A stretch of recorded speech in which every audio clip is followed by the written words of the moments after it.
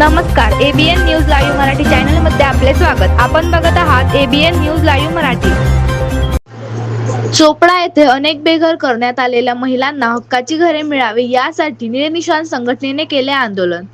जळगाव जिल्ह्यातील चोपडा शहरात नगर परिषदेच्या हद्दीत असलेल्या वार्ड क्रमांक 34 मध्ये अनेक घरे 30 मे 2026 रोजी चोपडा शहर पोलीस निरीक्षक देसले यांच्या आदेशाने जमीनदोस्त करण्यात आले। त्याच्या निषेधार्थ तसेच बेघर करण्यात आलेल्या पीडितांना तात्काळ निवारा उपलब्ध करून देण्यात यावा यासाठी निळनिशाण संघटनेचे संस्थापक अध्यक्ष आनंद बाविस्कर यांच्या उपस्थितीत तसेच चोपडा तालुका अध्यक्षा बबिता बाविस्कर व अनिता बाविस्कर यांच्या नेतृत्वाखाली संघटनेच्या वतीने तहसीलदार कार्यालयासमोर निदर्शने करण्यात आली। त्याप्रसंगी चोपडा तहसीलदार थोरात साहेब यांना निवेदन देताना आनंद बाविस्कर यांनी काय सांगितले ते जाणून घेऊया।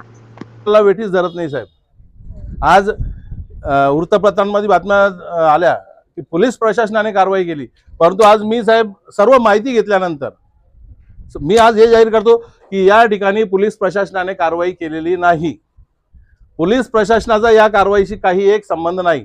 पोलीस प्रशासनात राहून साहेब ज्यांनी पोलिसांची प्रतिमा मलिन करायचा प्रयत्न केला असेल ते पोलीस निरीक्षक देसले यांनी ही कारवाई केलेली असावी। या गोष्टीची चौकशी करण्यात यावी आणि त्यांच्यावर कारवाई करण्यात यावी। कसं साहेब